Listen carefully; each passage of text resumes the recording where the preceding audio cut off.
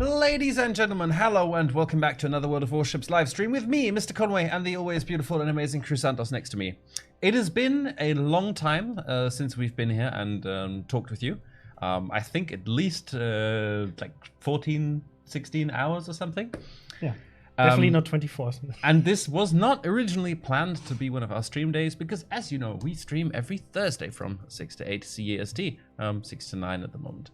But we thought it would be a great opportunity to do a little ad hoc stream with you because we have some news. There are some upcoming balance changes that we were going to announce on the dev blog anyway, and there are some rather interesting changes that we're going to be testing on the public test server very, very, very soon concerning anti-aircraft mechanics in the game, and we thought it would be best to explain our reasoning behind this directly and give you the opportunity to ask some questions.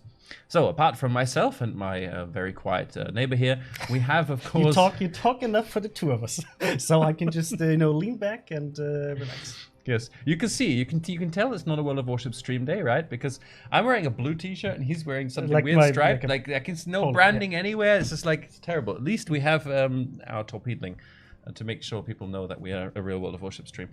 But no, we are not alone. We have invited from the far north, of the far away north in St. Petersburg, we've invited our amazing live producer, Sub-Octavian, who we are now going to say hello to.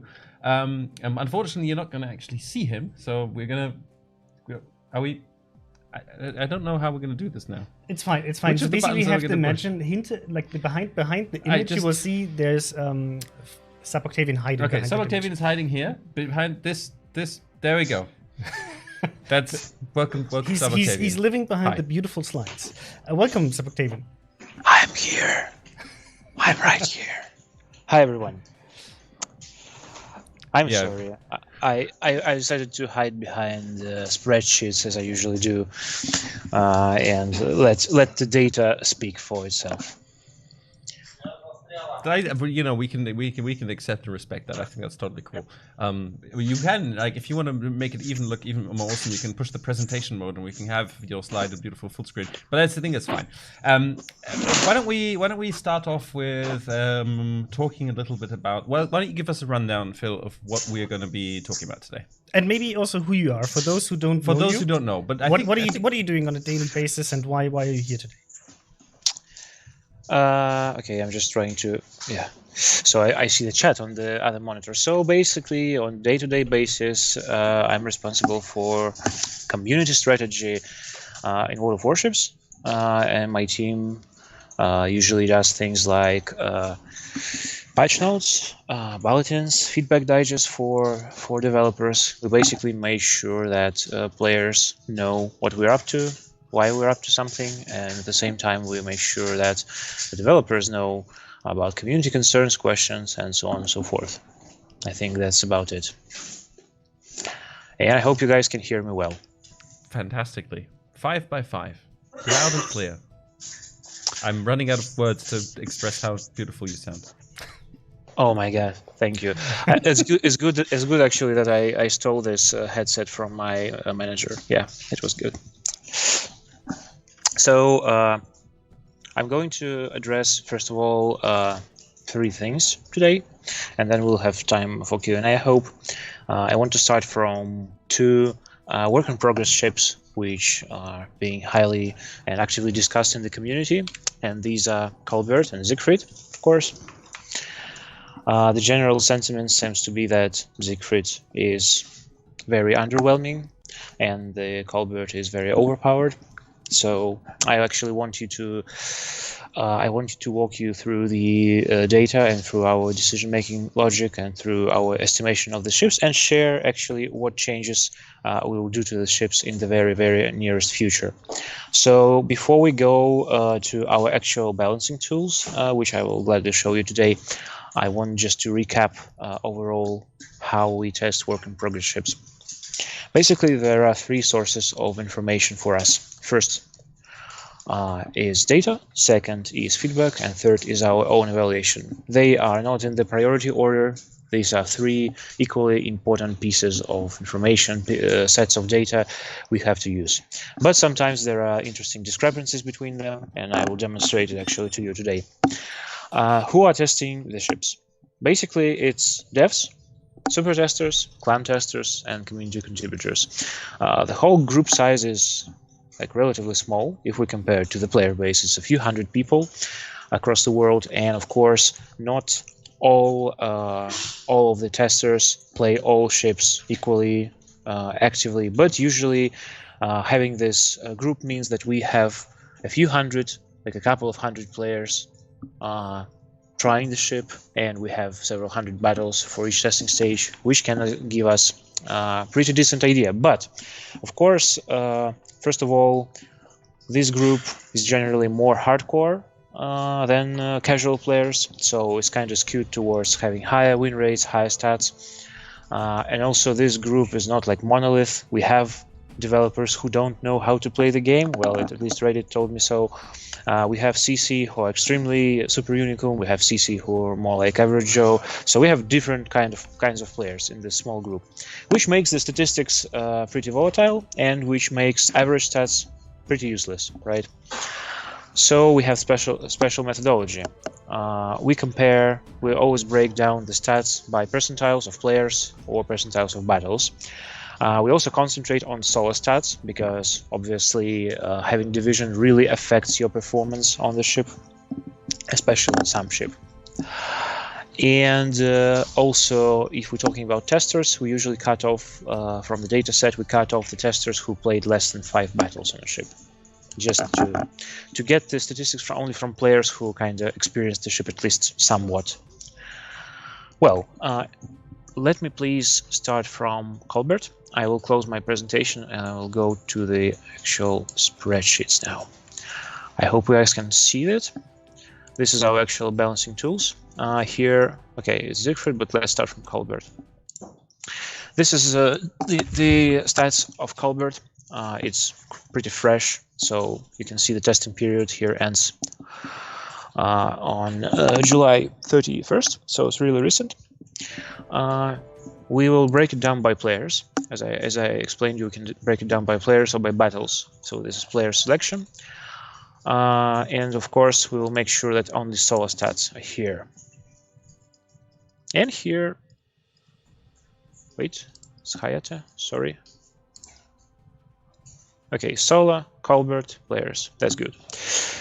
Now we can compare the stats of the players who actually test the ships against their statistics on other ships in the group, which gives us pretty good relative understanding of where the ship is in terms of battle performance, how does it differ from other ships in the group, and also, well, it gives us the idea about like how it performs in good players' hands, in average player hands, and in worse players' hands. I don't think there are complete noobs here, but to give you the idea, this axis is percentile of the players, horizontal.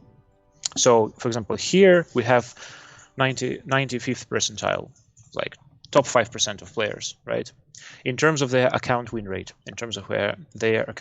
and here 5 worst percent. So it's like to the right there are better players, and here we have the basically the breakdown, the axis of actual metrics. In this case, this is just damage, right? So I heard that Colbert is very, very good in terms of damage, that it has huge DPM. But let's look at how the actual testers perform on this ship. It will be a bit jerky, but sorry for that.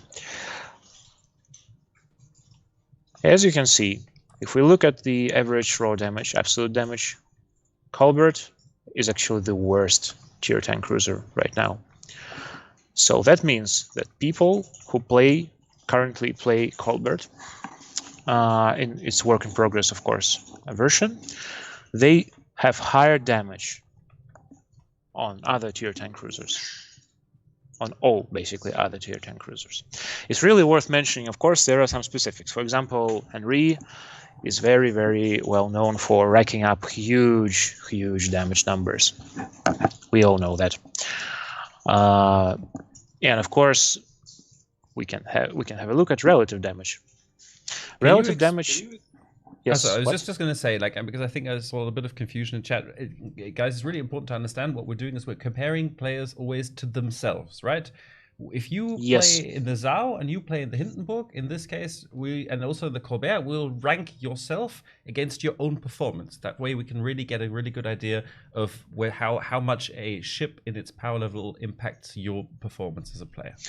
Yes, of course, it doesn't make any sense to compare Colbert statistics with all other cruisers of all other players, because Colbert currently is available only to super testers, developers, and community contributors, who generally will have higher skill level and higher results, and all other ships here in the chart are available to everyone. So this is a stat only of the same people. And actually, if you take a look at this part, you can see P is number of players who are in this particular data set, B is number of battles in this particular data set.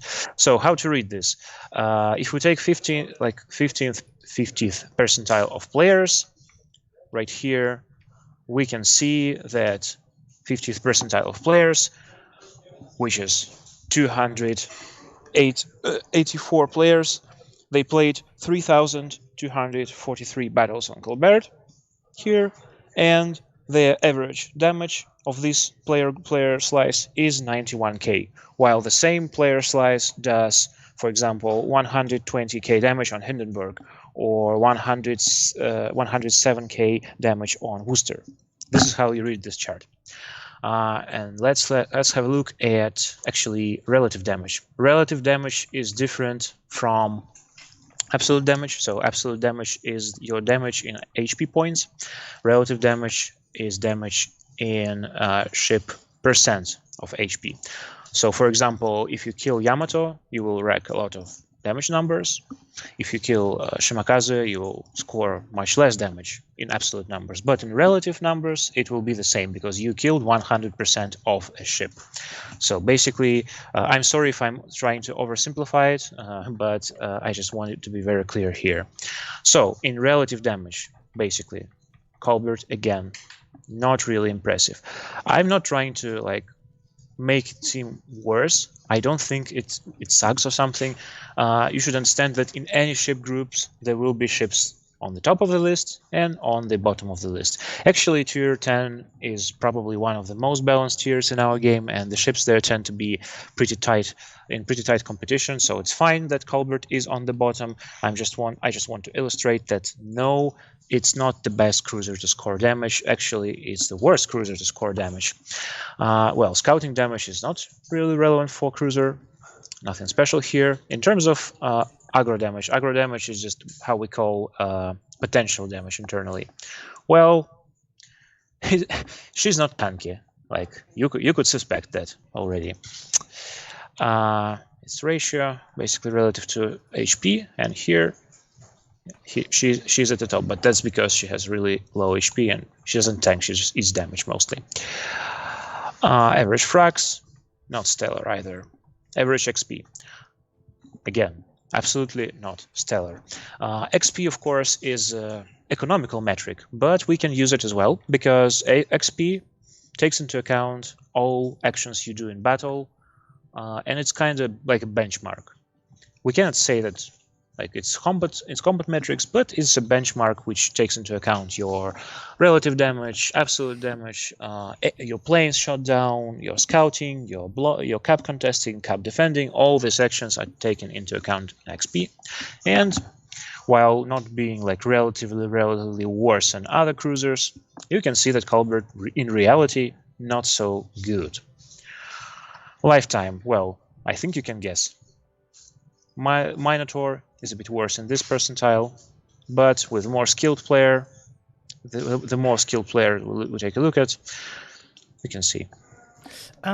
Just to quickly interject here, we have a few questions from chat regarding why not all of the tier 10 cruisers are listed. So these are basically all of the researchable ones, right? So they're missing basically the, for example, Stalingrad or Yoshino. We're missing Salem and Stalingrad here. Honestly, I just cannot add it to this group in this particular data set. The guys just technically didn't upload it, so sorry for that. Probably next time we'll update this with the special ships. Okay, cool, thank you. Oh, of course. I actually thought about it. That yeah, you want to see Stalingrad. I honestly don't remember where she is, but usually Stalingrad, surprisingly, she's very close to Worcester. She was close to Worcester before it was slightly nerfed by a radar change. But anyways, we can also look at the same ship in scope of battles. Let's check this. Switch back to Colbert here. Solo stats looks fine. So these graphs will be much less volatile. Why? Well, because we don't have a lot of players, right, in the test group, but we have a lot of battles. And here we break down not player accounts, but we break overall just all battles broke down by percentiles in terms of like how good the battles were in a specific metric, irrespective of player. For example, that means that if you have if you're really bad player and have a really great game in some ship, it will not affect the player graphs a lot for you, right? Because it was just one very good battle. But here we just break down battles in terms of how good they were. For example, this is again absolute damage, and here we see like technically I can say that you can read it. For example, this part, like 5% of best battles. For example, Colbert, they have 196k of damage on average, like 5% of best battles in terms of damage, right?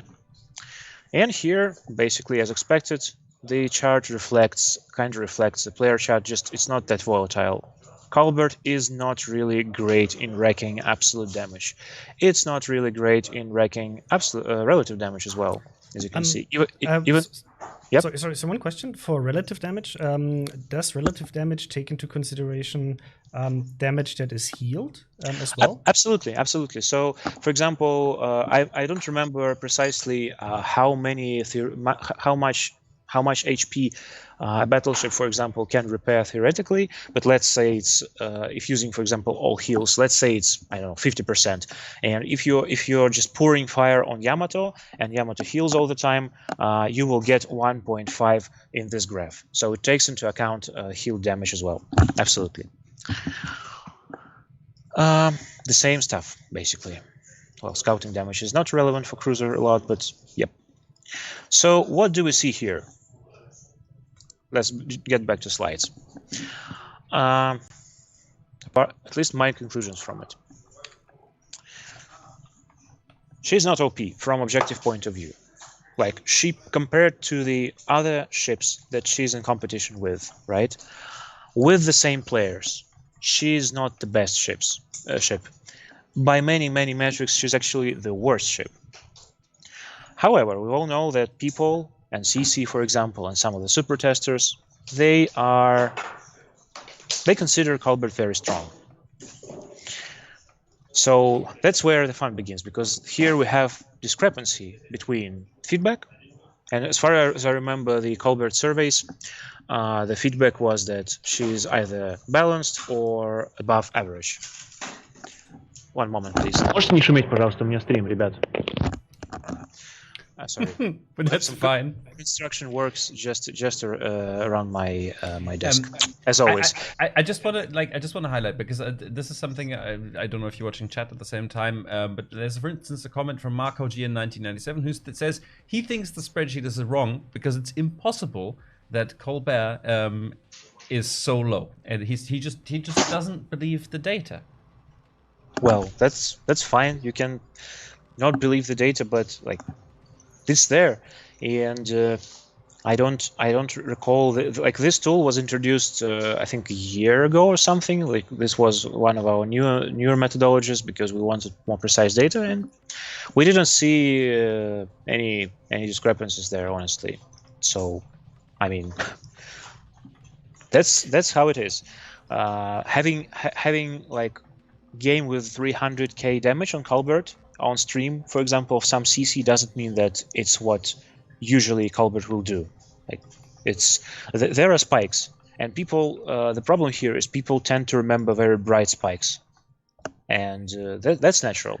But anyways, I think that Colbert doesn't have that great performance because she's actually more situational than her kinda conceptually competitors like Worcester and Minotaur.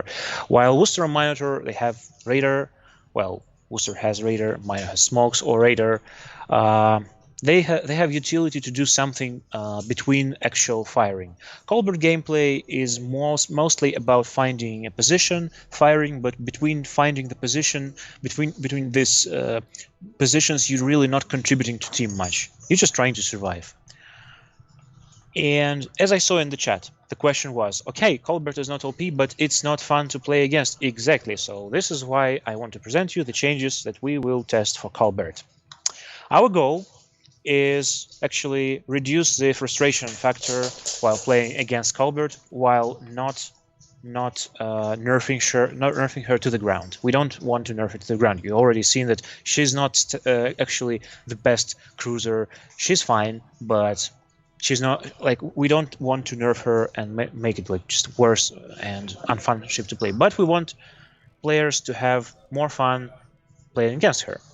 So 3 problems we saw from feedback of both testers and those who countered the ship in battle is that it's, of course, annoying because it starts a lot of fires. It does that from cover and very big long range. It has this very, if played skillfully, it's really hard to kill. So it's like low counterplay. So these are the proposed changes. Basically, we will reduce the fire chance from 9% to 7%. And yes, sorry for this color, probably not look really good, but Mr. Conway asked me to do corporate style presentation with nice background. so it's beautiful. Anyways, HE fire chance will be lowered. Main battery load time will be lowered. At the same time, I will not go one by one. I will just address the DPM first. So rate of fire will be lower, fire chance will be lower, but HE and AP shells alpha damage will be higher. We don't want to really nerf her DPM much, but we want it to be less annoying. We want it less fires in DPM structure. And at the same time, we will nerf the main battery firing range from 15.5 to 13.8 kilometers. That means that if you want to play from long range on Colbert, you will have to sacrifice either part of DPM by installing the upgrade. One moment, please. And that's how you end up I'm sorry, in not so nice place. I had to yell and ask my colleagues to be a bit quieter. They have some heated discussion, and I'm sorry, I'm steering from workplace now. That's fine. The majority of the audience doesn't speak English, so feel free to curse in Russian as much as you want. We'll enjoy it greatly. Yes. I was very polite, just loud. I didn't say anything bad. Don't worry. And actually, I think most of our audience already know all bad Russian words. At least I see them on Reddit all the time. So I was polite. Yeah. So if you want to play from long range on this ship, you will have to either sacrifice part of DPM to install the upgrade, or you will have to spend 4 skill points to acquire advanced fire training. Well, and additionally, last small but important nerf, we buffed her acceleration dynamics, like to make her like nitro oxide system, you know, this quick start. We will revert this change because we want you to be able to destroy the ship if you catch it. If you catch it out of cover, standing, for example, if you flank it, we want you to be able to fire, because right now it's usually like that. You start firing at her, she accelerates like crazy and just runs. Yeah. Basically, what we want to do is we want to make it closer to Atlanta on tier 10. Maybe it's too much, maybe not. But most likely, like we try to be not too big with nerfs and buffs here. We mostly like shifting the gameplay to avoid toxicity and to increase counterplay against the ship. Yeah. One thing I wanted to add for those who don't know how the Colbert works, compared to let's say other tier 10 cruisers, due to the caliber of the gun, you can also extend the range by using AFT. So it's not just that you can use the upgrade. So you basically have 2 options to increase the range. With this change, you'll basically be forced to make a decision what you want to change about the ship to improve it or to adapt it to your own playstyle.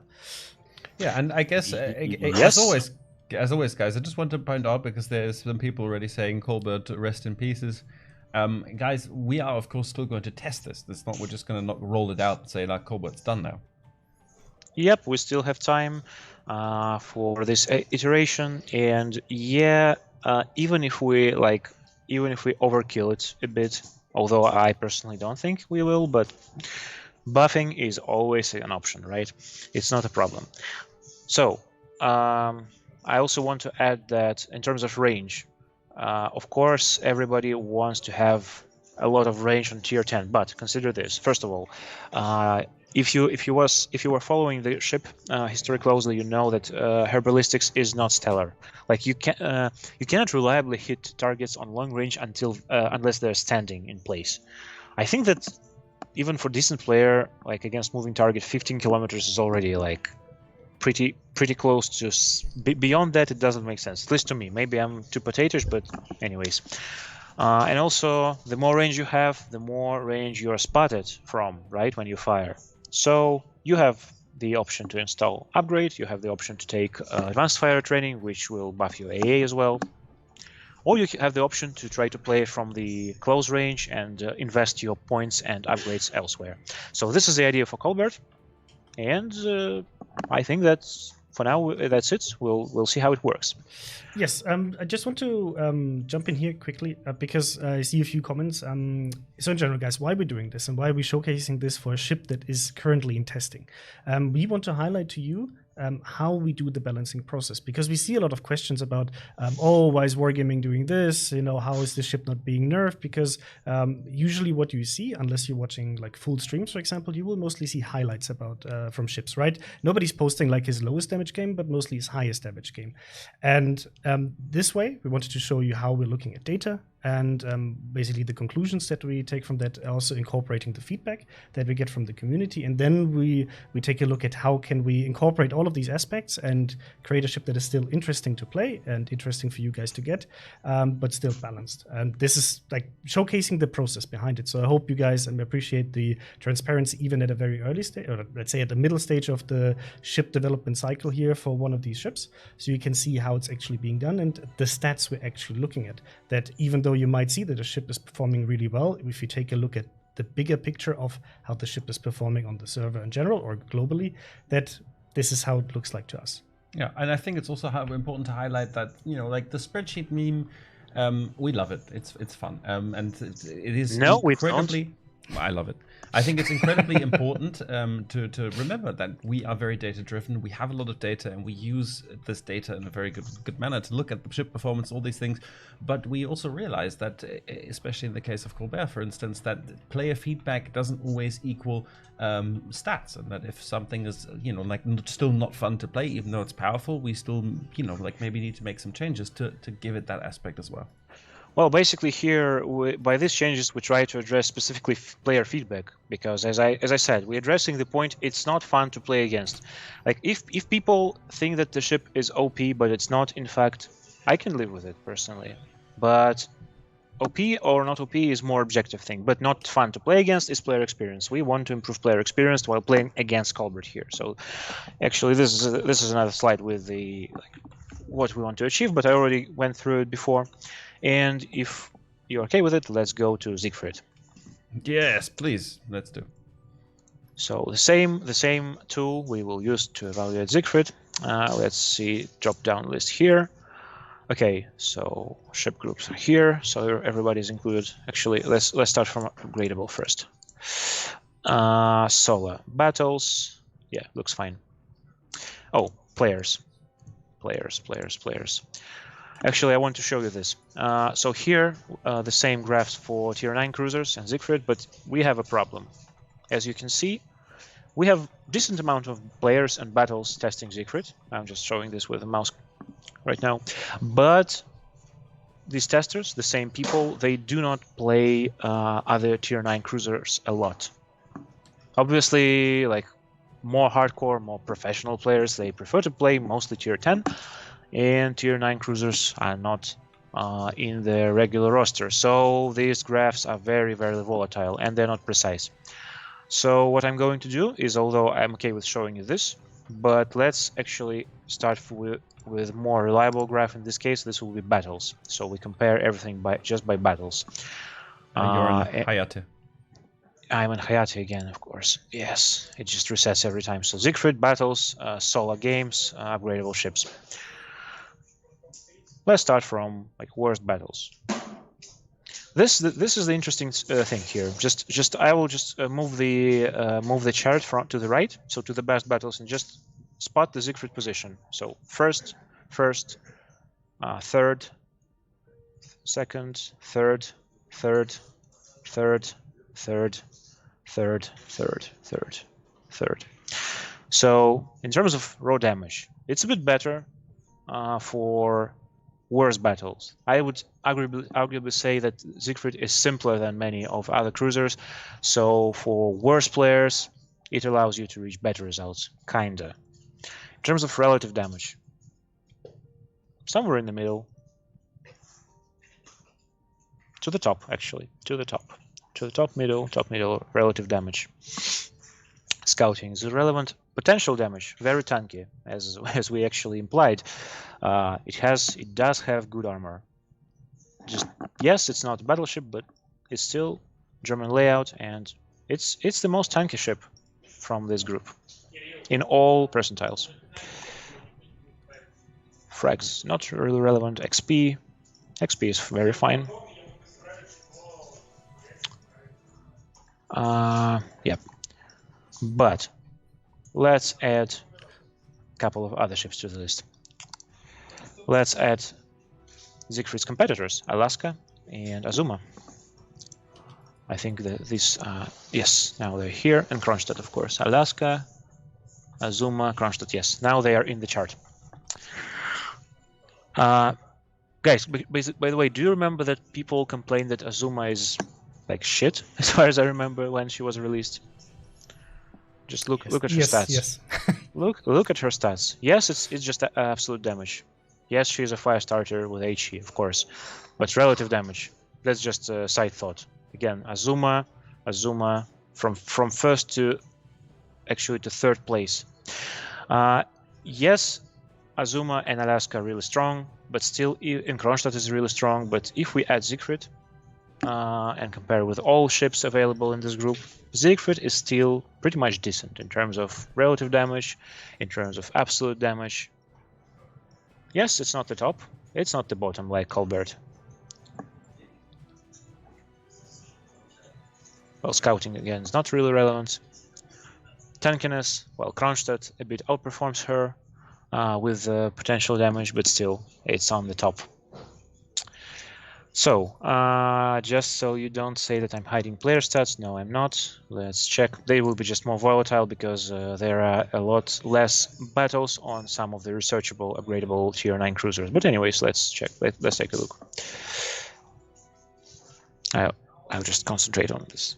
Basically, 15th percentile. Right in the middle. Like, for example, here it means that 15th percentile by win rate, they deal 66k average damage on Siegfried, while they deal, for example, 78k damage on St. Louis or 56k damage on Neptune, right? So it's in the middle of the pack here. Azuma is just crazy, honestly. But yeah, she can rack good absolute damage numbers, pretty good. For better players, much better players here, it's not as good, right? We can see that it's lower, it's on the lower side. For worse players, it's pretty decent.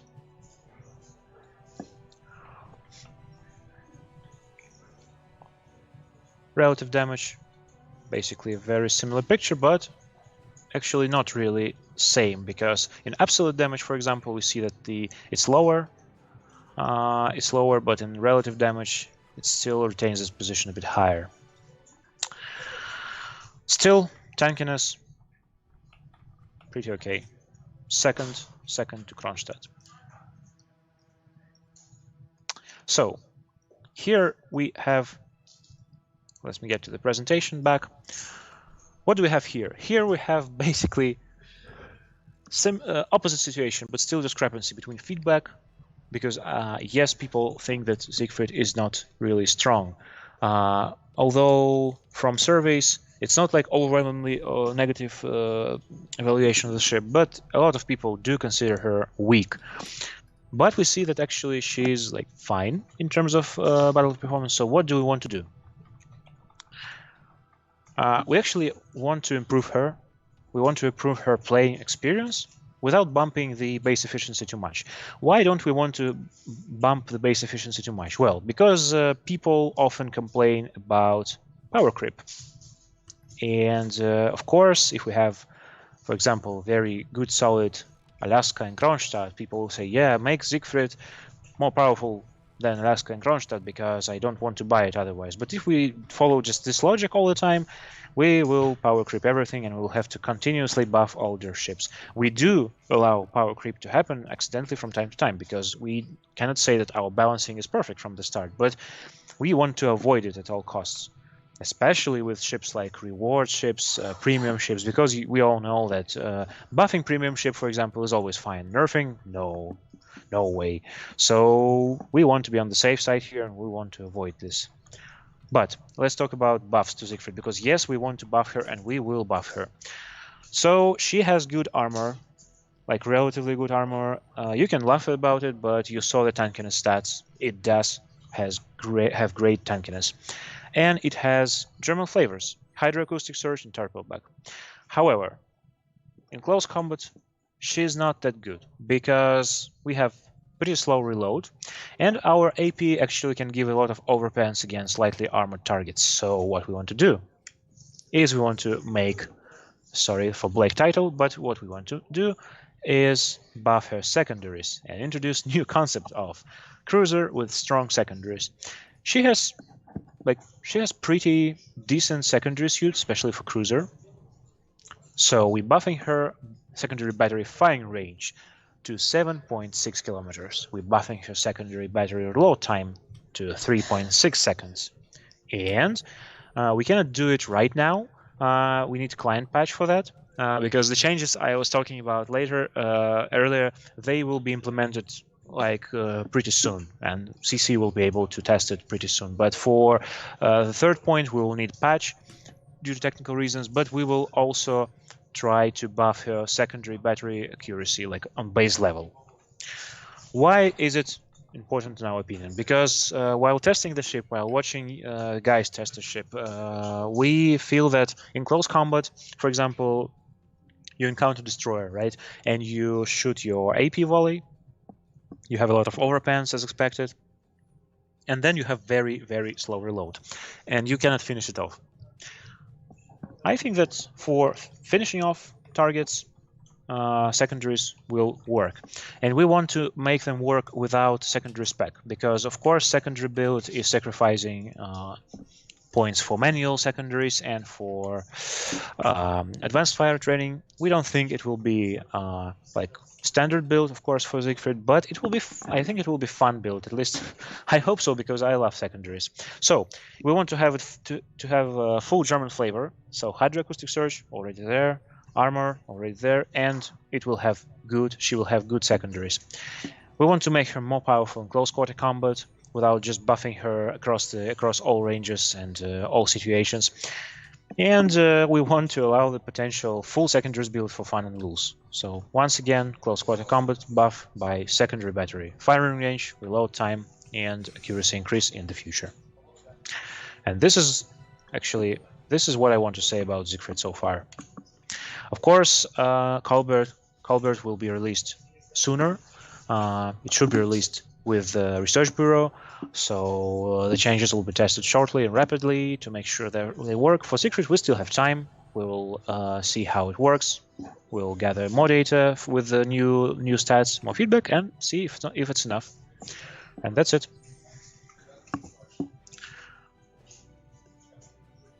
Cool. Yes, we've got a lot of the announcement of a secondary buff got, I think, an opinion of half the chat going, "Oh my god, fucking secondaries on a cruiser, amazing," and the other half going, "Oh my god, are you serious? Secondaries on a cruiser?" So it's going to be an interesting thing. I personally like the secondaries. I don't like to rely on them fully, but it's really nice to have that as an additional pressure, especially if you're on a pushy ship. especially to force smaller ships to run away from you. Combined with the Hydra, it's going to be quite nice, I think. But as always, guys, this is of course still under testing, and there might very well still be changes. For those of you who aren't sure, Siegfried gets 7 double 128mm guns secondaries at the moment, so it's a pretty decent suite of guns. Yep. Okay, so of course people may have some questions about these two particular ships, but I suggest I will tell you also about something even more spicy. And this will be AA changes. Oh wait! I have a graphic prepared for you. Thank you for those bunny ears, by the way. It was a popular request by Johan to give you bunny ears. Sorry. No, because for the AA changes, there was a beautiful graphic that was prepared. I found it in our system. Yes. So I wanted to showcase just how we work on this. Yeah. So this is this basically is what the AA change is going to look like. It'll take a few seconds for Sub-Octavian for it to catch up to him, I think, with the delay. Have you seen it?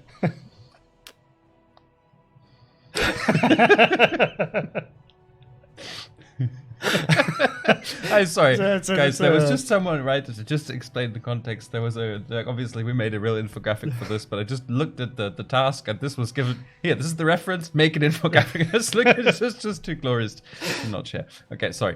Please proceed. Guys, you're so funny. You're so funny. I love you so much. You have no idea how much I love you.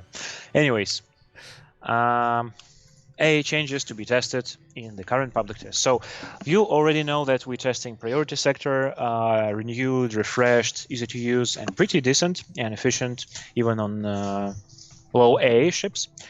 And you can already try this, but we do have something else in mind to test, and we will test it on PTS shortly. I don't think it's available right now. We're still preparing the update for PTS, but I just will go through the changes that will happen on PTS and explain what, why, how, and well, you will be able to evaluate it yourself. But to start with, just to recap. And I know that CV rework is spicy, but let's be realistic. In 084, CVs were nerfed by engine boost changes a lot and by HE bomb changes. Actually, if you remember the presentation from CC Summit, which CC were fully allowed to share, you can remember that the drop in combat efficiency of carriers after 084 was quite significant. Although some people said, no, it's not nerf, really, it's nothing, but yeah, they dropped a lot. Further on, in 085, we nerfed CVs effectively by changing A DPS. And when DPS started to shoot plane by plane instead of spreading the damage across the squadron, of course, CVs started to get much more plane losses, and AA started to be much more consistent, which is a good thing, of course. In 086, CV were slightly nerfed by a DPS change when DPS started to apply several times per second instead of the number relevant to a gun caliber. So continuous DPS, really continuous DPS, but it's not such a big change, but still I will mention it here. And in 087, CVs are effectively nerfed by stronger and easier to use priority sector. I hope you guys, some of you at least, were able to evaluate by yourself already. So maybe to jump in here, so guys, if you want to know what we're talking about in general, about the rework priority AA sector, you can go on our portal. It's in the dev bulletin. It's described, and even have an infographic how that works. And you can see it in action on the public test server, so you can even just test it live. Yep. And yeah, new priority sector is amazing, actually, especially on low AA ships, because it deals a portion of damage in percent of squadron, HP, irrelevant of tier, irrelevant of A power. So check out the bulletin, check it out on public test. It's pretty cool, especially for ships like destroyers without defensive A and so on and so forth. And it's easier to use because you don't have this clunky interface menu anymore. You just point at the squadron, click a button, and it activates. Anyways, these changes I described here on the previous slides, I do not regret them, and the team does not regret them, because they were needed. They were needed to balance CV rework, balance A efficiency, make A efficiency higher, more consistent, and address the player's concern. Of course, all these changes were needed, and generally, as far as I remember, the reaction was good. But we still have problems. First of all, according to our observations and according to some community feedback I saw a lot, power curve of A across tiers is still too steep, which means that basically it's really painful to be up-tiered by higher tier carrier, and at the same time, while playing carrier, it's really painful to be up-tiered by higher tier AA, right? So I would say it like this: suffering from up-tier while playing a carrier or playing against carrier is considerably higher than like normal gap of other situations and classes. Second is, while we really tried to address this in the initial CV rework, basically A across the game still gives all or nothing cases. Like some ships are still really bad in shooting down planes, and some strong ships are just extreme. So we do have this excessive AA power gap. And as I told you before, are kind of overnerved by cumulative changes from these updates. So what we want to do is we don't want to really buff the like just the buff CV efficiency back. We're pretty much happy where base CV efficiency is. Of course, there are some some specific cases, some tiers, some ships, but mostly it's fine. And we are happy to see that AA is consistent. It's all good, but we want to buff basically first of all CV like quality of life, CV comfort, and we also really want to address this gap of up-tiering, this problem of up-tiering and having like 0 AA ships and all AA ships. So actually, this is what I was telling you. And the changes I'm talking about, they are pretty complex, so bear with me. We'll go through them one by one. They also will be added to Dev Bulletin very soon. They will be published already, maybe in 10 minutes they will be published on Dev blog, so you will be able to recap these changes, don't worry. And they will be on PTS soon. So we really, I know I'm not in the position to like tell you to do this, but I really ask you guys, if you can, go to PTS, just try this and give us feedback, because I'm not sure if all of these changes will go to the update. Maybe we'll have to cancel some of them, rework some of them, change some of them further. I don't know yet. We need to test it with you. So first of all, AA will overlap again within one ship. This is a situation we had before rework, and we actually removed this mechanics when we did CV rework. Our A, like short range A, mid range, and long range, they did not overlap recently. I know that, of course. Why we did this? Well, because we hoped that we will be able to create different like archetypes of AA. For example, create AA which is very strong on the outer edge, on long range, but which will be really weaker when you get through it. Things like this. However, and actually this was not a popular change, and a lot of people requested to keep it. We still tried to test it, we still tried to make it work. Looks like it doesn't work as we expected. So we actually we're getting these mechanics back. Now, as you can see from this infographics, which is a proper version, not like this secret documents that guys showed you, it's proper infographics. You can see that A ranges on one ship will overlap again. Additionally, basically A explosions, they will have their own range now, and it will be universal. It will be from 3.5 kilometers from the ship and to the maximum A distance, like which will obviously depend on your long range AA. So, additionally, we will show really a lot of love to many of weaker, weird A suits, and especially it will especially be noticeable on lower tiers. I know that probably a lot of hardcore players don't care much about lower tiers, but we have a lot of weird situations, and there will be universal rules now. So close range A will always be at least 1.5 kilometers. Right now we have ships, for example, with 0.9 kilometers, so 900 meters. All ships will have at least 1.5 kilometers of close range AA. The same rules, similar rules will apply to medium and long range AA, but the values will be respectively 2.5 kilometers and 4 kilometers. And also, very important point for some ships, AA will always start at least from 0.1 kilometer.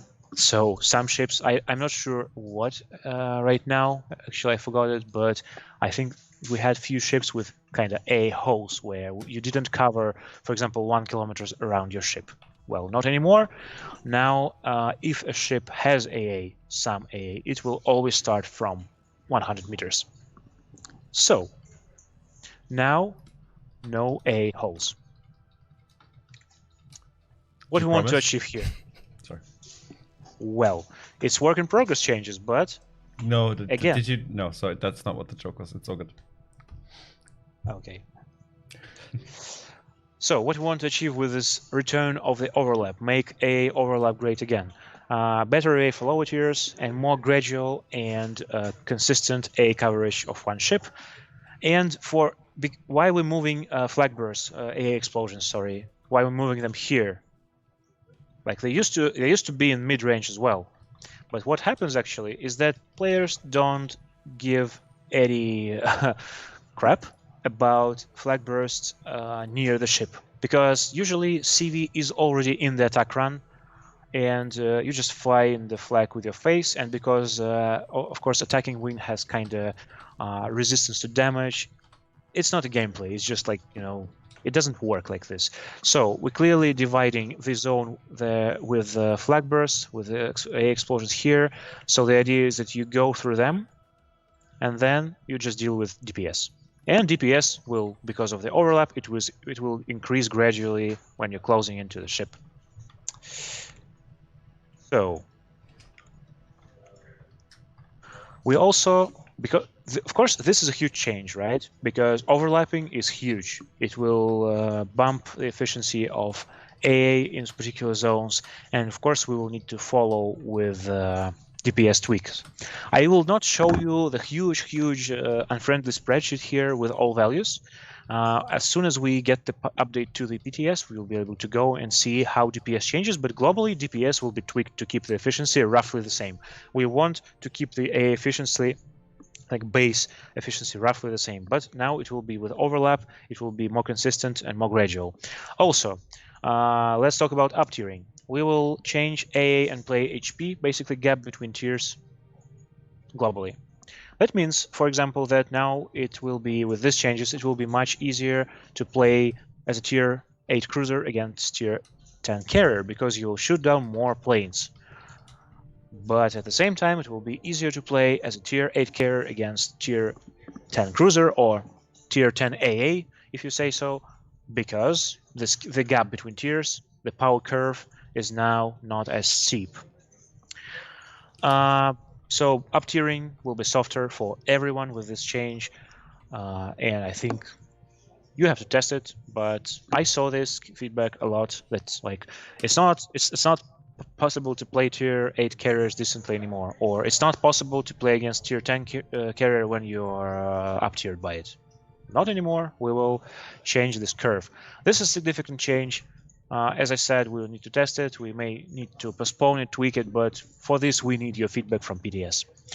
Also, we will reduce the difference of AA DPS within a tier. So ships with weak AA, who are really not shooting down enough planes at the moment, will shoot down more planes, and ships with extreme AA will shoot down less planes. Basically, it's reducing the spread of AA within the tier.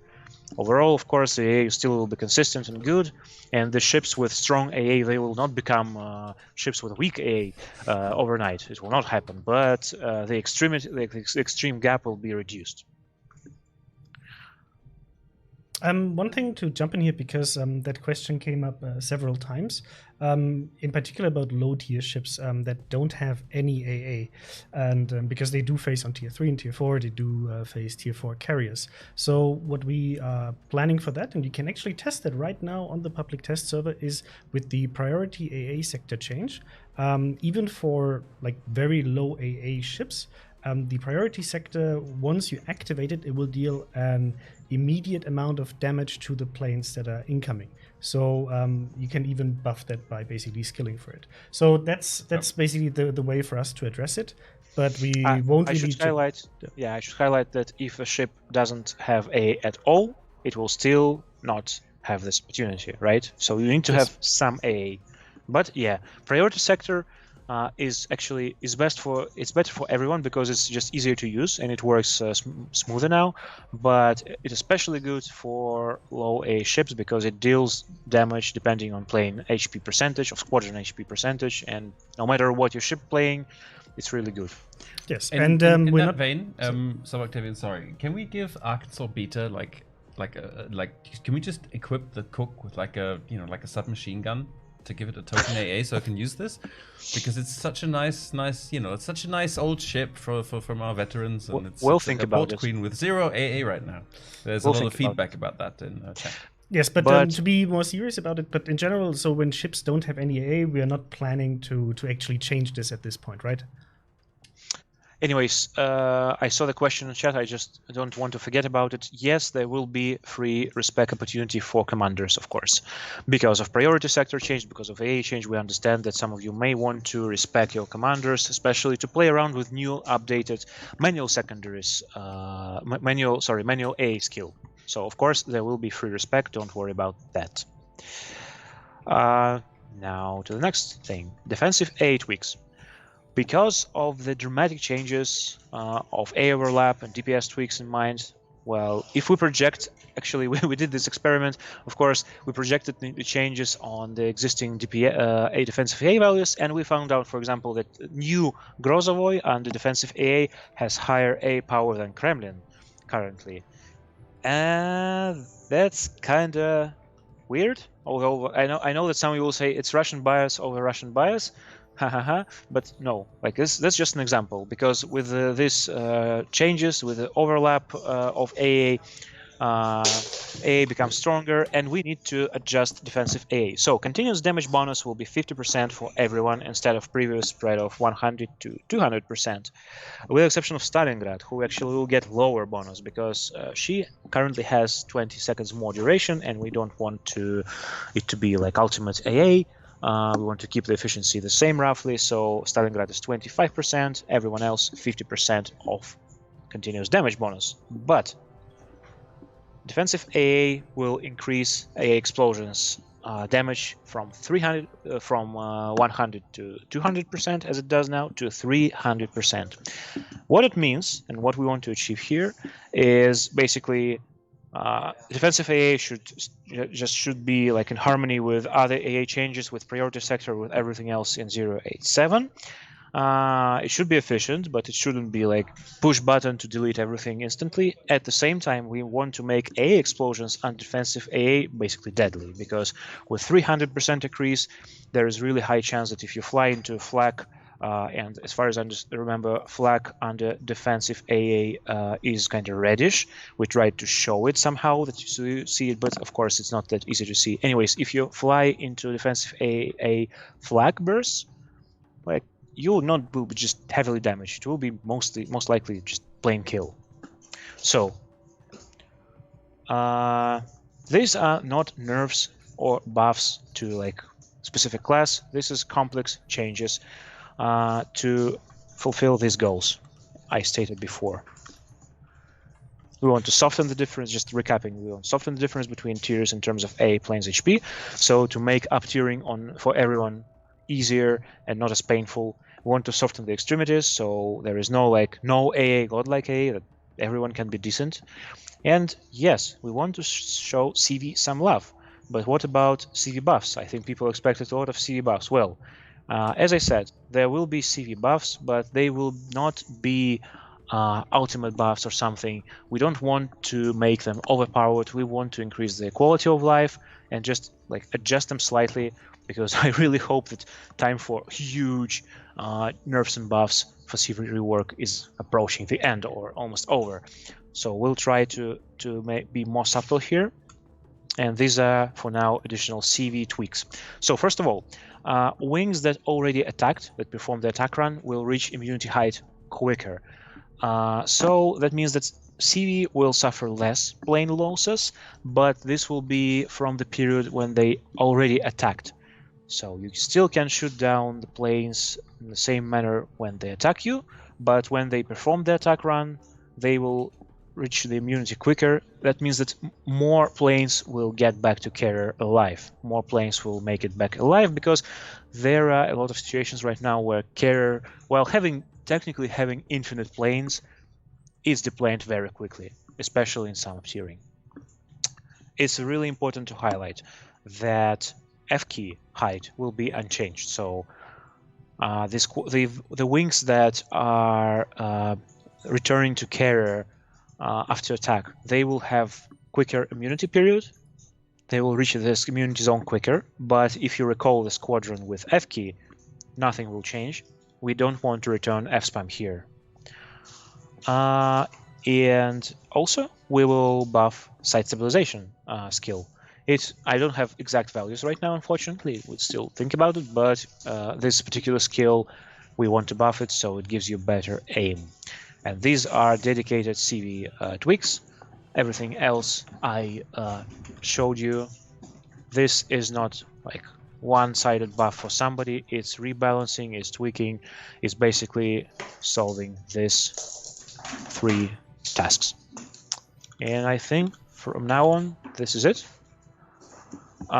Thank you for listening. I really want you to try this stuff on PTS. As soon as it's released, we will have bulletin update. You will have update to your Wargaming Center or to your PTS launcher. You will see it. And please go try it and tell us what you think. Thank you guys for listening. And now I'm ready for your questions. Fantastic! Thank you very much. That was Yes. a good presentation. I hope you guys understand what we are trying to achieve with these changes, and we'll try and answer some questions about it now. Please try to restrict your questions to what we've just seen, because that's the point of us being here. And please also bear in mind that we will not be able to answer all of your questions, because many of you, very few of us. Okay, so let's start off. There's a question from Turion, who's asking what's happening with legendary modules of CVs. Do we have any plans yet, or are they just in hiatus for now? They're kind of on hold because, as you can see, we still need to adjust the meta, adjust AA, adjust CV, and the CV playstyle still kind of changes, evolves, and it's just too early to publish, to make this legendary modules in the rework version, because we'll most likely have to change them too. So just on hold. Okay. At the moment. Matt Chris is asking if we can release the data tools to the general public. Matt Chris, I can answer this one. No, we cannot. But I think there might be occasions like this one where we might be able to, showcase some of the results of it. But this is not something that we can share. Next question. Okay, sorry. The question is, why does Chrysanthus look like a grumpy bear? I realized halfway through reading it, it's not the best question to ask. On Well, the the reason. stream. Okay, I can explain this. Question. I want to highlight the question. You said that Grozovay power is higher than Kremlin A power. Isn't that only because it's easy to avoid Kremlin, as she spotted? No. Maybe I was not clear enough. I was not talking about real AA power. I was talking about if we calculate the AA DPS, like AA efficiency, and compare current Kremlin to the Grozovoi under defensive AA with the changes I just explained to you, then it would be higher. So this is just an example why we need to tweak defensive AA, because DPS change, DPS rebalance, and AA overlap gives so much buff to AA that we need to adjust defensive AA, because it's just extreme. Okay. Yeah, I see a question from Dustin Spiegel on YouTube, and he says, "Do you think your CCs need to present information better? CC posts, for example, 300k gaming Colbert. Community flips out about it being OP. Stats say otherwise. Needs better representation." So in general, obviously, when it comes to our contributors posting content, that's absolutely up to them what they want to post. We usually try our best to give out as much information as possible and create some kind of transparency so that CCs also have the context of what they're basically what we see from our side, and they also play the game, so they have a feeling for how well the ship is performing. And for example, on the CC summit that we had in end of June, we for example showcased similar statistics to our CCs to provide some additional content, and actually quite a few covered this in the CC summit coverage, and we shared it with the basically entire CC program so that they have this context as well. But overall, this is a bit of a thing between the audience and CCs. I mean, you guys love to see highlights. You don't want to see the average game of a ship. You usually want to see a highlight game, right? So if you want to see more of regular content, I would advise you to address this with your CCs that you would like to watch and ask them to give you a very, let's say, standardized version of how the ship performs in an average match compared to, let's say, the outstanding highlight. Okay. The next question I saw was from Rukentia, and he was asking, now that we're asking players to go and play PTS, and do we plan to do any more incentives for playing PTS? Similar things, to, for instance, to the summer season PTS event that has just finished. Oh, this question to me? Oh, yes. Well, I definitely don't know, but what I do know is that this experiment of incentivizing the people to play PTS, it was deemed successful within the team, but I don't have follow-up from this evaluation, like what we do next. But it was successful for us, and I think we will do something, maybe not the same, maybe something different or similar, but yes, it was good. Yeah. In general, guys, so for those who usually don't go to the public test server, what we're usually doing is we definitely have combat missions that you can fulfill by just playing on the public test server, and you can then earn rewards for the live server account, because both are on different servers, as the name public test server states. And on top of that, you also get to test the new upcoming features. Like, for example, right now on the public test, you would be able to test the priority AA sector, the upcoming changes for AA, or for example, the Research Bureau, where you get access to the Tier 5, Tier 6, and Tier 7 Italian cruiser that you don't have anywhere else. So, I mean, I hope that's a bit of an incentive for you to try out these features and to give us your feedback on that. Yeah, and please realize that we can't always, we can't give it like free premium ship for every PTS that you test. But if you have any ideas of something that you would like to see as a particular incentive, something that we could do, for you guys, let us know. We're always happy to hear some extra suggestions that will motivate people to play, to give feedback, and but not just go and just grind quickly to be able to get something for free. Yep. So it's a balance that we have to strike there. Can I, if you don't mind, I just saw a couple of interesting questions in the chat. I just want to address them. Sure, absolutely. And I know that if I don't address them, people will say that I am dodging them as always, so I want to address them.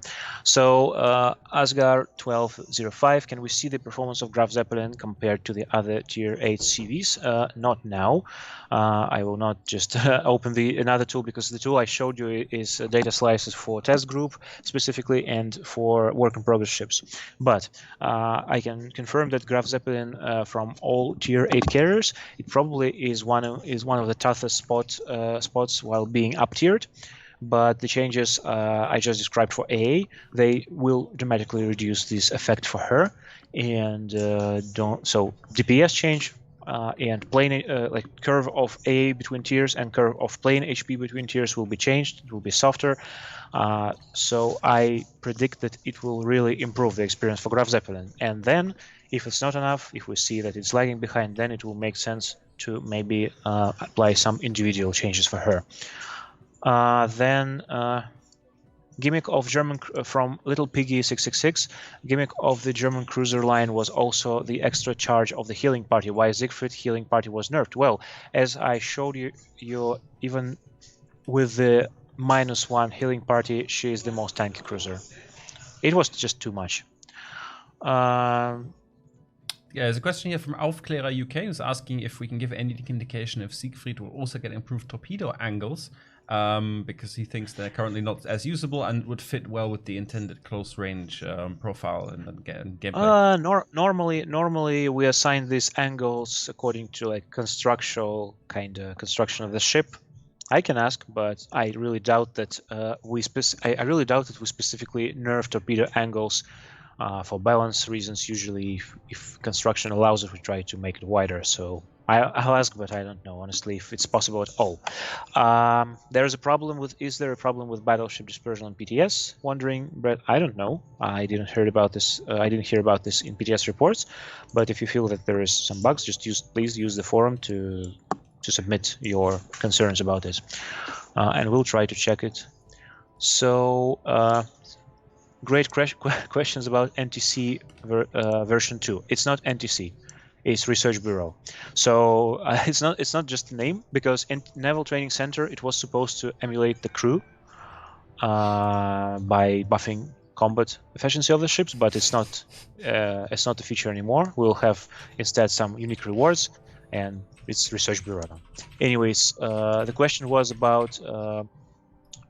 Jesus, the chat is so fast, guys.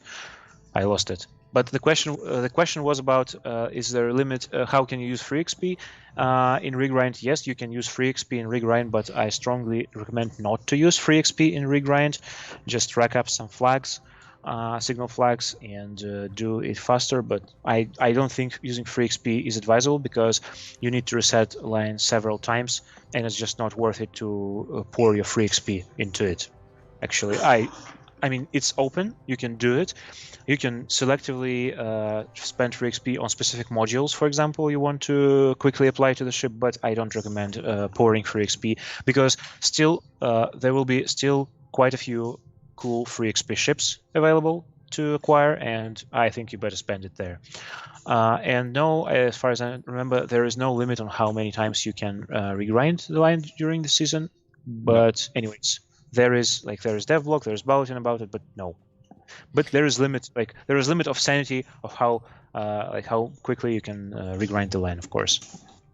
There's a question here from Castor Tulagi, who is asking, what's this? This is not related to our presentation today, but I think it's something we can address maybe.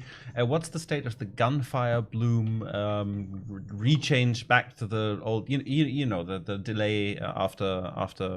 Spotting delay after firing spotting is gun bloom bug / feature. So unfortunately it's not. I know this is not here yet, and I'm sorry. We had to prioritize some things like priority sector over it because it was more burning. So right now the development of this is done, and it is in QA stage. Typically we work a couple of updates ahead. For example, right now we're on production. There is update 086, 087 is PTS, 088 is an integration. So basically we're merging different development branches in one and preparing the update, and 089 is on development. So unfortunately I just can confirm that this gun bloom change was supposed to be in 088, but the QA guys who were assigned to it, he went sick, unfortunately, for a week, which kind of made it worse. We couldn't assign anyone else to this, and it is being delayed. So it will go, I hope, to 089. But we really feel bad for postponing for so long. And to quote our lead game designer, he just confirmed today that if it doesn't go to 089, he will rip somebody else apart. This is what he said. I hope our stream is PGA 12. We ticked the box. PGA 18, I mean, at least. So it will be implemented soon. Excellent. Chris, pick a new question. I'm sorry. What? I'm looking for a good question right now. There's a question related to CVs in general when it comes to basically the game economy behind CVs. Are we planning any changes to this? Yes, we need to tweak the CV economy because, for example, they do tend, at least for latest updates, they still do tend to rack up XP pretty good, which is really painful in ranked battles, where they kind of best class to save star. But we're not changing CV economy right now because of all these changes I described. It will influence the economy. We need to evaluate it after this, and then it will follow. Because if we change it right now, we kind of can have unpredictable results, which is really bad. That's also the answer to Apos G99's question about the AA achievements and signal rewards. Basically, these kind of things are tied to us making these changes, and then once things cool down, we can then take a look at these things and then, change them. Yeah, like these achievements have to be heavily data driven because we have to figure out for what threshold to give it out, and for that we need to have the data, so we need to roll out the changes first. There's a question or like a comment from ThunderGP who's saying, if you're going to change the flak to be much stronger, specifically under defensive AA, would you also consider reverting air spotting in most cruisers so you don't instantly get hit by flak and die before you can react? So that if something like a Minotaur only gets spotted the second it turns on its AA, that you immediately get punished for it very strongly. But I think with the changes that we're rolling out, because we're moving this the damage buff of the defensive AA to the long-range clouds, there is much more of a chance of counterplay because you can actively dodge that, and that's something that we want to encourage. Minotaur doesn't have defensive AA to start with. Yes, Minotaur might have been a bad example, but the AA clouds are supposed to be dodgeable. So yes, they will do a lot of damage, and they will probably instantly wipe any plane that they touch, but you can avoid them. No, they will be still avoidable, and actually playing around AA clouds is something we probably will consider for future. We'll see if they do offer enough gameplay or not, but right now it's mostly about DPS and shifting them to long range so that like there's clear pattern. You deal with clouds and you deal with DPS mostly. I have a question here from Nepturian, and maybe we can generalize this a bit more. He's asking, so will Montana, Kremlin, and so on with the new A changes be way worse? Battleships are notorious of having many A mounts and doing very high damage. So could you describe what you would expect these changes to do to, let's say, like an average tier 10 battleship or a regular battleship? It's really difficult to talk about this. I really think it needs to be experienced on PTS because there's so much things happening. But generally, so in terms of difference between tiers, tier 10 is like probably the least changed because it's more like all other tiers are being buffed in terms of AA and plane HP to closer to tier 10, right? So it's just making the power curve progression of plane HP and A less extreme with tiers.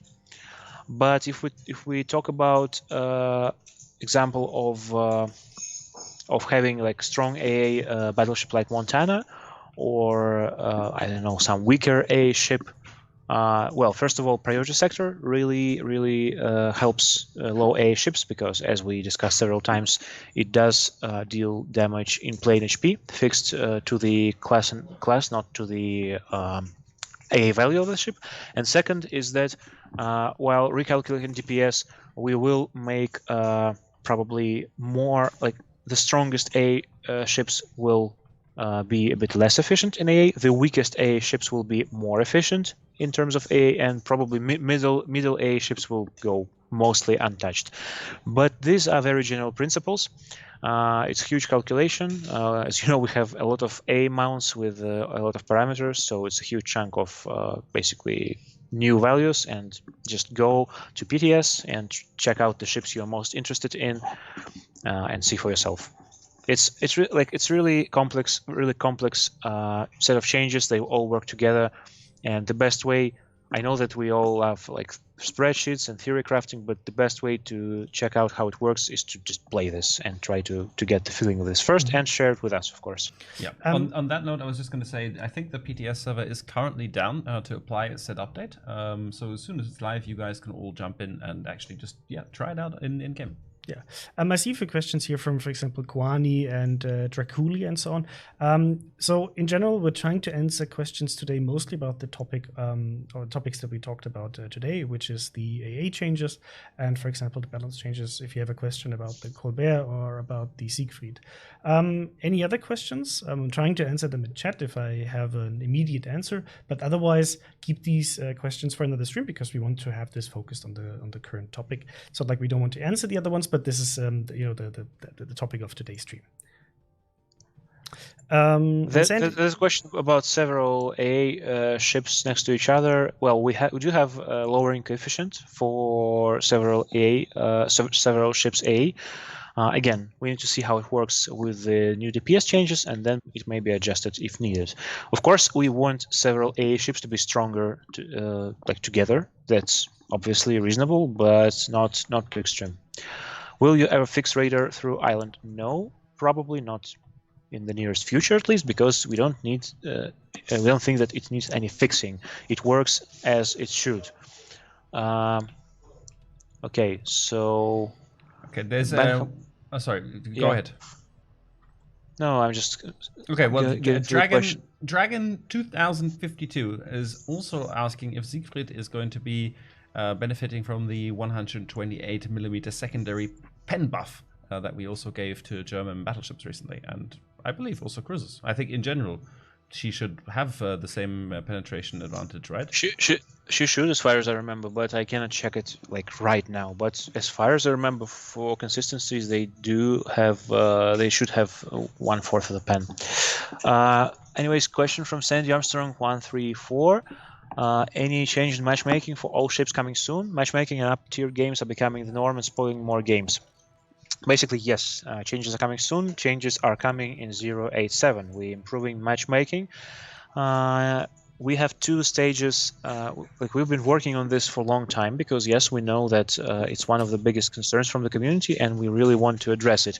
Matchmaking improvements will come in 2 stages. For 087, there will be the big improvement, which will allow us.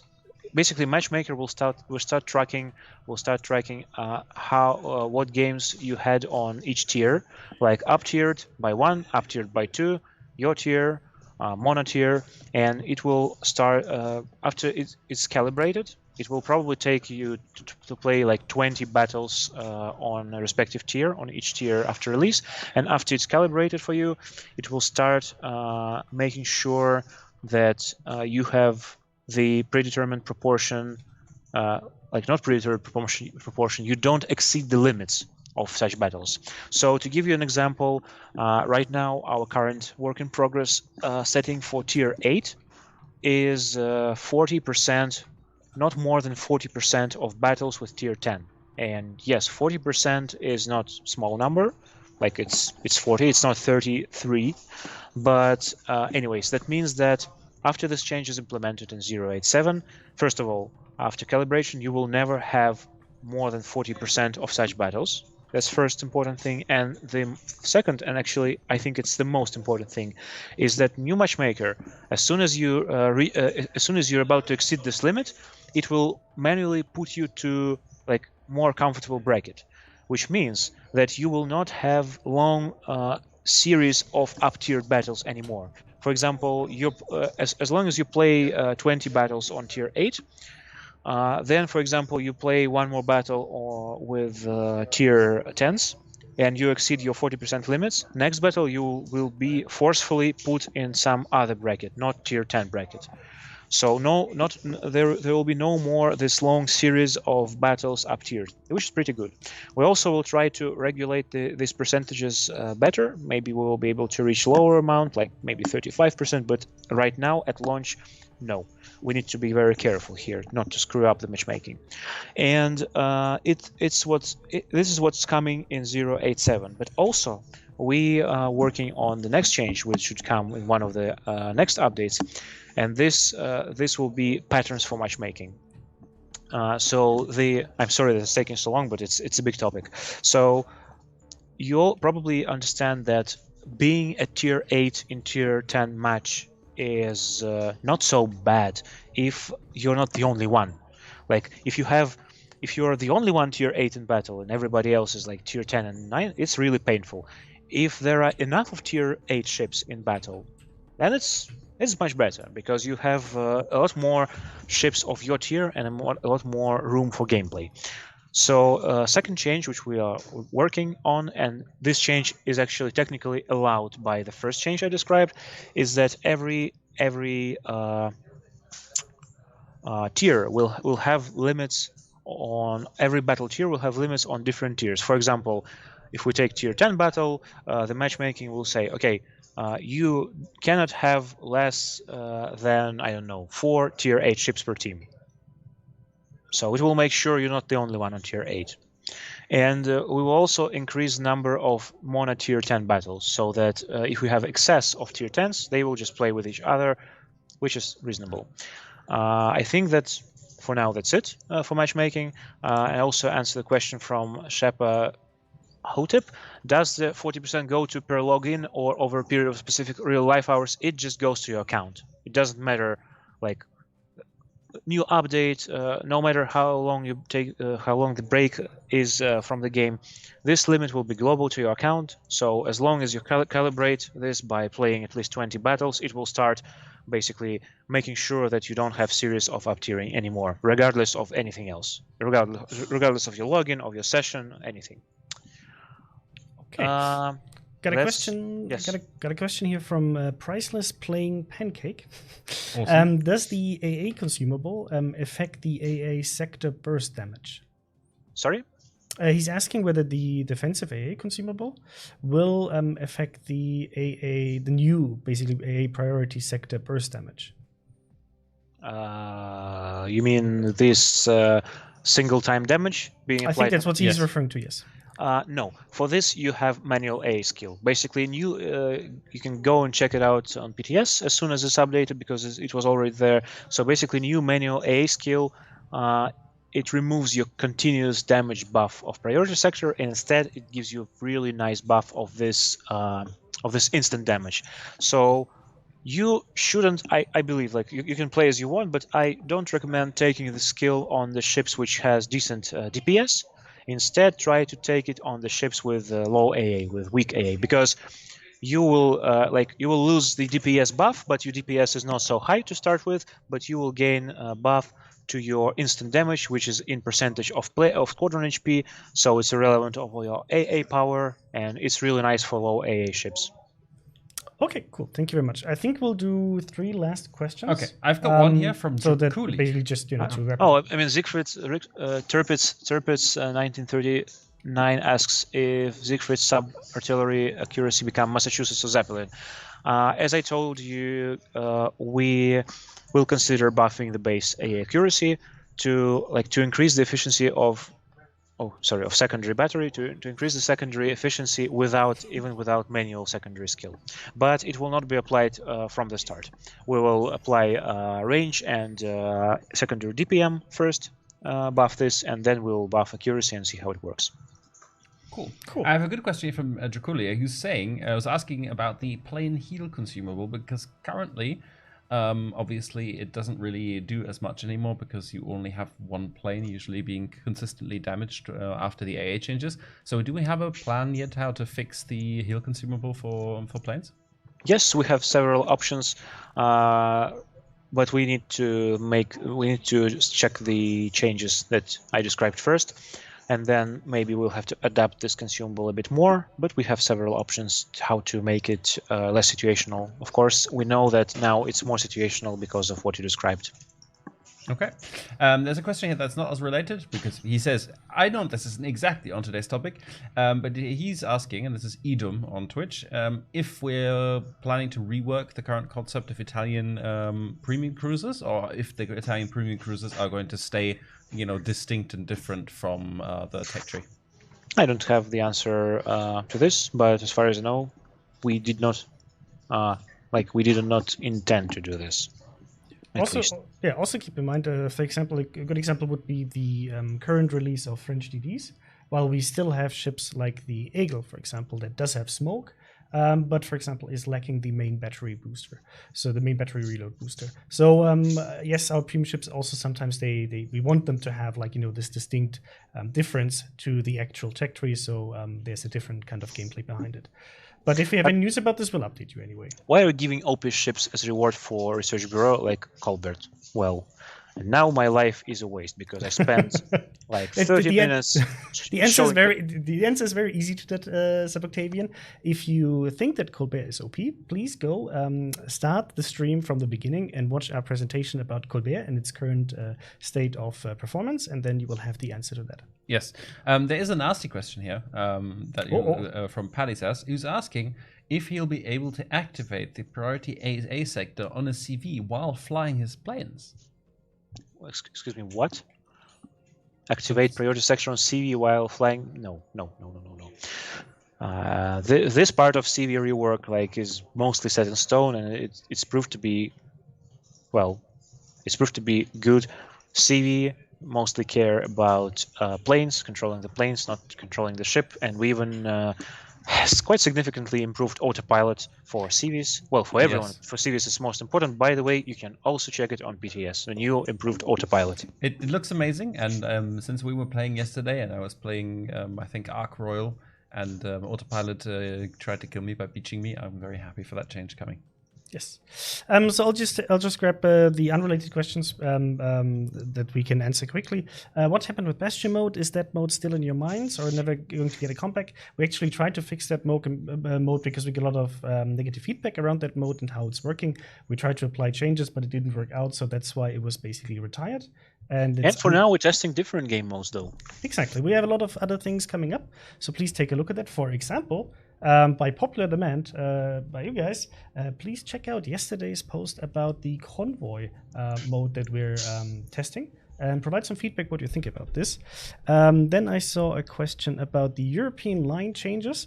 This go super easy. You go to the public test and you can have a first impression of how that's going to work, but it's basically going to work like other nation trees where you basically still have national flags on the ships, but on the individual ships, and it's not on the entire tree. Yep. And these are tied to the actual ships. Rogue Monkey, our schedule is shame Mr. Conway. Hopefully next week. Hey, shame on me. Okay, so hopefully next week. And I think that's probably all we can answer. Can I answer a couple of more, please? Be our guest. I mean, the only thing I think the only limiting factor that we have today is that emails about Gamescom. No. It's at 6 p.m. there should be the Russian stream, so we don't want to block them. So we have around 20 minutes to wrap this up, and then so we have some buffer. We have some buffer, yes. My dude is on Russian stream, Vessery, so. Anyways, he can complain to me about us hijacking Twitch, but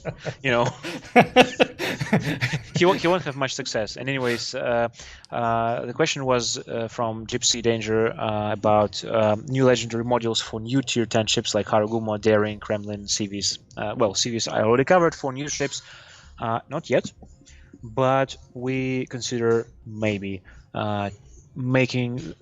Transferring these legendary modules to Bureau.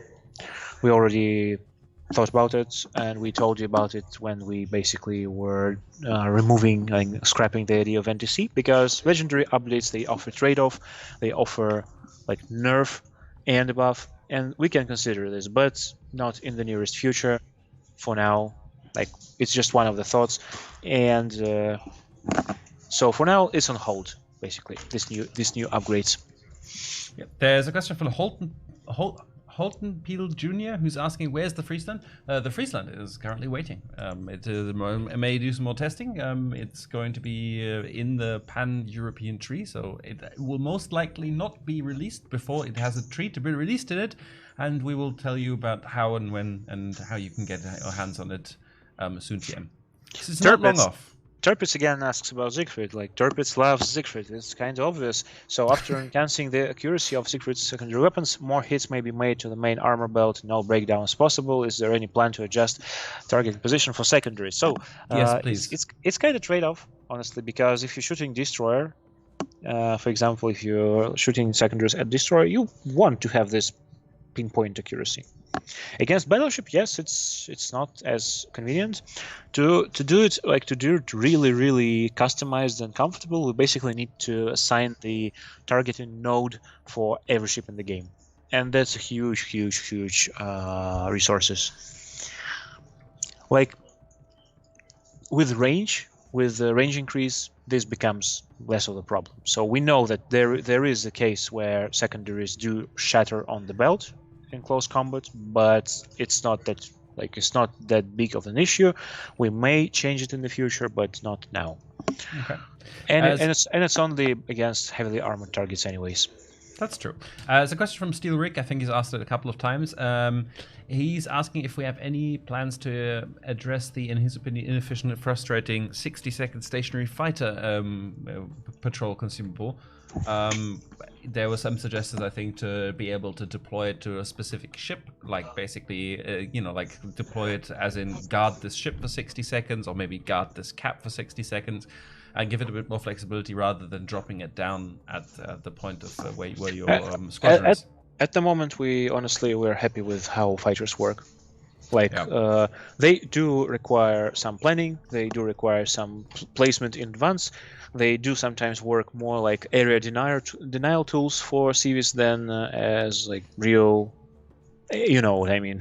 Yeah, absolutely. You don't want to fly into the enemy patrol zone, anyways.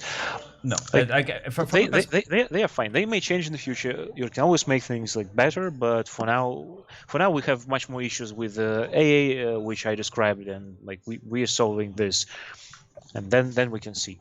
I mean, from a perspective from someone who does play CVs, I can tell you, I think I see where you're coming from. It will definitely make them more powerful, but right now there's always a trade-off, right? Are you going to go and make an attack and strike someone, or are you going to divert, maybe fly a bit of a weird, wonky way to get to your target, but be able to drop a strategic fighter consumable to, safeguard a friendly DD who's going for a cap or something. So they do work, and right now, if you deploy them early enough, like any enemy squadron that enters that zone is going to suffer heavily. So, yeah, I think it's suggests that fighter are used for spotting DD when lying rockets.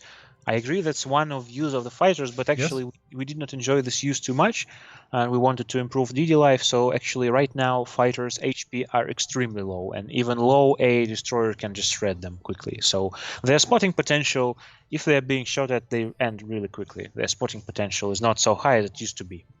Then Aufklärer UK is asking if there's any news on the annual Tier 10 Super Container event for Wargaming's birthday. Is this a thing? No. So, what? Come on, Mr. Comment. So, guys, no. We have our anniversary for World of Warships, which is in mid-September. Yes. And usually we have some activities for that. Right now, we cannot disclose what we're going to do, but you will obviously, as every year, we will inform you about this when it's closer. What we have right now is the Wargaming birthday for the company Wargaming, and for that one, I think there are some special offers in the premium shop that you can check out.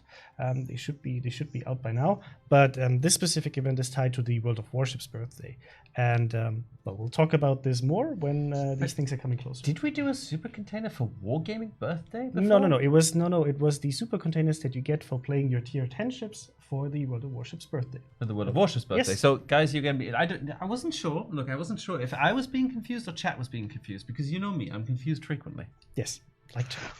Theoric asks, CVs are constantly criticized every time someone gets sunk by CV. It's impossible to maintain reliable cap, and players rage and hate CV all over this. We take this into account, because as developers we cannot indulge ourselves in hating or loving some particular class or ship. We just need to treat all of the game as objectively as we can. So this is why the changes I listed, a lot of them are improvements for CVs. We don't want them to be OP, we don't want them to be shit. We want them to be in line with other classes, and changes of 084, 085, 086, 087, basically the hammered CVs into the pretty acceptable position in terms of pure battle efficiency, but we want to show them some love. We want them to be more comfortable to play. We want to reduce the up tiering. So this is why we're making some buffs. There was one question there that we did answer earlier already. So there was an answer from N Vital, who's asking if we're planning to give a skill reset, considering the changes. There will be. And we already answered this. Yes, there will be an option to do this for you guys to play around. Also, where is Slava? MD for 7. Any news, please? No news for Slava. We have a lot of things to deal with right now. Yeah. And we one not... thing. Yeah. Sorry. One thing I wanted to add about the skill reset. What you can do if you want to reset your skills, you can play clan battles and then apply a skill reset as soon as you played the first clan battle.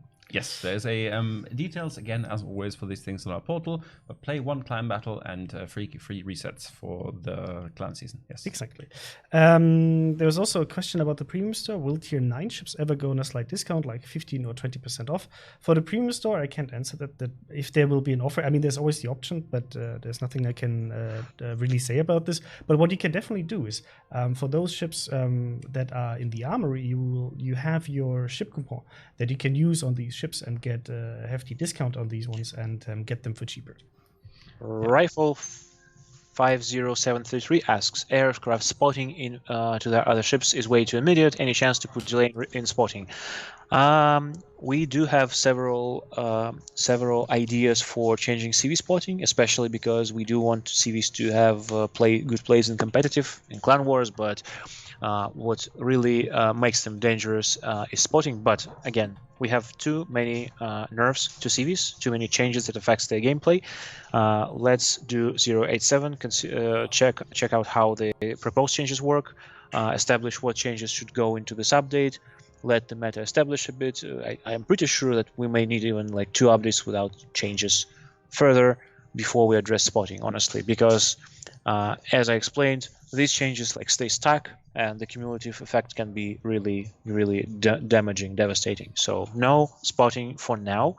It won't be changed in the like nearest 1-2 updates, but it can be addressed in future, and we even working and testing some ideas. Well, I think that's can wrap it up probably. Yes, I'll just go through a few other questions. Yeah, we had there were a few questions about Italian cruises by I forgot the name. So in general, please try them on the public test server tier 5, tier 6, tier 7 and provide feedback. That will help us, and we have them in testing anyway internally, so we can test them as well. And then just provide feedback. There was a question about Roma and whether we're going to buff Roma. As far as I know, Roma is performing on a good level, and she has basically not the most accurate guns, but a very decent armor pattern. So that's kind of a balancing factor. If she would underperform, we will look into her, like with any other ship. You know, it's not like we take these ships and put them into like a dark corner for a year, and then after a year we open that box and look into that dark corner and say like, oh, what's sitting there? It's a sad Huang He or Roma. No, we have an eye on this. But there was one question about the Roma regarding SAP. Do we have any plans on introducing this on the Roma? Generally, we try not to transfer like new game mechanics to older ships. Generally, why? Because usually it means that we need to rebalance the ship to accommodate for any new mechanics, because it changes the way how ship performs, and ship is tuned by her performance. And well, rebalancing premium ships, better avoid it. Honestly, yes. Yeah, we had that topic earlier this year. Sorry, there's one question I think we should address from Vasul, who's asking if we're going to change the last section of the weekly Twitch mission that requires 2,700 in base XP and a win. So, guys, the only people to blame for this is yourself, because we had a challenge last time with the Twitch challenges, where we basically asked for 1,750 base XP, and people were saying, this is way too easy. I'm not saying everybody, but there were people who wanted to get a real challenge. So what we did is, for that, we basically introduced a 3-step mission that has an easier part, medium part, and then a real challenge for those who want to get that. So that's the design behind it. Obviously, we didn't want to exclude everybody with this and just say like, hey, the only chance to get a reward is to earn 2,750 base XP. But basically, if you're not the best player, you usually don't get that high base XP values. You can still get something, and then like a proper challenge for a super unicums. Yes, we also gave that particular mission, I think, till like I think late August to complete it. You can check in-game for details. So you've got some time, and we've made it quite open in the conditions. So it's available to pretty much all ships at higher tiers. And just try. Just play for your best. Base XP is the best metric to indicate a good game. And if you get that game, you'll along with your sense of pride and accomplishment, you'll get some rewards from us. And if you hate the mission, please direct your hate to myself and to Chrysanthos. Exactly. We will bask in it accordingly. Exactly. There's one funny question that we can also kind of answer, but I like the comment. Ed is asking, is Seb Octavian a possible new commander? And is the special stat secondary range increase by 50% with reload of 50% more? That would be his style. So I would love to, but I'm not Jingle, so it's now happening. Yeah. But also, I have to say, like, what you see on screen right now is Sub Octavian, and this is Sub Octavian's Where captain. are my secondary buffs then? This is, well, the secondary buffs, but that's, you have to take that up with Ivan. Yeah. This is Sub Octavian as an in-game commander, and he is an in-game commander. I think, have 3 different Sub Octavians, but he's an American traitor exactly. to the flag. Yes, exactly. American traitor to the flag and victim of poor JPEG quality. All right. But while we're talking about... sorry, can I just tell you where I got this picture from? Well, where? I screenshotted your Skype profile picture because we didn't have anything and we had no time. Sorry. Yes. Okay. Okay. Well, I think it's time for me to wrap it up. I just wanted to quickly say thanks to everyone for listening, for questions. Of course, I will try to visit the guys more often. I will probably do some Reddit Q&A in the future. I hope you enjoyed the talk. And once again, you can already actually check DevBlog. I think it has all basic information, all changes we discussed already. And go try them, and let's make World of Warships better together. Thank you. Yeah. Thank you for stopping by. It's always a pleasure to have you. Come visit us in Prague soon. We will receive you with lots of roasted things and beer. Yes. Yeah. Thank you very much for taking the time. Also, chat. I hope that you appreciate the time and effort behind it, and that you can have like this level of transparency with basically the way we're working, so that you can understand what we're doing and why we're doing it. We want you guys to understand like our reasoning behind decisions, so that you have a better understanding of that. So with this, I'll say goodbye to Seb Octavian. Thank you very much for joining us. I think we'll need 2 or 3. Thank you. Bye-bye. Bye. We have 2 or 3 more additional minutes where we can talk, because I saw a lot of comments about the usual, oh, is there like a giveaway? Oh, is there a bonus code? So guys, in general, sometimes we do have this, but we don't have it for every stream. So in this month, we actually have a few bonus codes actually, and we do have the Twitch drops. Mr. Co-op might actually. Do you want to show this today? I can show. Might actually break our streaming software. Look, I can show you the Twitch container. And Yes. This is gonna look very unprofessional. Yes. Professional, because I'm just going to drop it on our faces, right? So I'm going to show you the Twitch container, because this Twitch code, if you haven't activated it yet, if you have, you can't again, but you can get some snazzy Twitch prime camouflages and Twitch container. So you just have to activate it. I'm just going to drop it. There we go. Look, there it is. Look, oh, it's opening. It's opening. The container is opening. It's floating, moving mysteriously. Da-da-da-da. Ta-da! Beautiful. Yes, and the bonus code is thanks for twitching with us. Damn it! And I should probably wait. You will loop it. We'll do it again. Okay. But guys, if you already redeemed this bonus code, it only works once per account. Okay, so just as FYI. There was a question, Cataclysm, about the Graf Zeppelin question on AP bombers. So in general, when it comes to individual CV balance, what we have to do first, just to answer that question, is we have to do the systematic changes. And then if all of that works out, we'll take a look at individual ships. We have our eyes on the Graf Zeppelin anyway, because it received a buff in 0.8.5, if I remember correctly. And if she needs more love, we'll give her more love. And that's hopefully the answer to that. Outside of that, I think we're pretty much done. But we are going to... we're going to raid someone, right? We're going to raid someone. We're going to raid someone we don't usually raid that much, because he doesn't really need it, because he usually has more viewers than us anyway. Right? So today, we're going to raid Flamu, because it is Flamu's birthday. Do we want to sing? Do we want to sing? You guys can clip it and you give it to Flammo. That's a fantastic idea. We're gonna sing "Happy Birthday" to Flammo. I would like you guys to clip it, and what we're gonna do, don't spam the clip until you get there, right? What we'll do this coordinated, right? We will sing "Happy Birthday" to Flammo. You clip it. We rate Flammo. You post that clip and you say "Happy Birthday" from the twins, okay? Okay. And please apologize to him for not having sent him the giveaway bonus codes yet, because today was a bit of a stressful, hectic day. So I will make sure he gets those and he can give those away to you. Anyway, so that should happen. Okay. So let's just move this over here. I can't cue up any music in time, but we can turn off the background it will music. just be our beautiful voices. Okay. You want to start it off? Okay. 1, 2, 3. Happy birthday to you. Happy birthday to you. Happy birthday, dear Lord of Potatoes. Happy birthday to you. Wie schön, dass du geboren bist. Wir hätten dich sonst sehr vermisst. It's just a bonus track for Flammo. No, guys, I'm sorry for killing your ears. You can blame Flammo.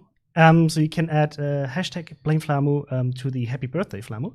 Yes. And with this, that, yes, let's say goodbye. Have a nice weekend. We will see you next Thursday from the usual time, but we'll stay an hour longer so you can get your hands on our bonus codes. And yeah, it's been a pleasure. Thank you very much, and have a great evening. Bye-bye. Bye-bye.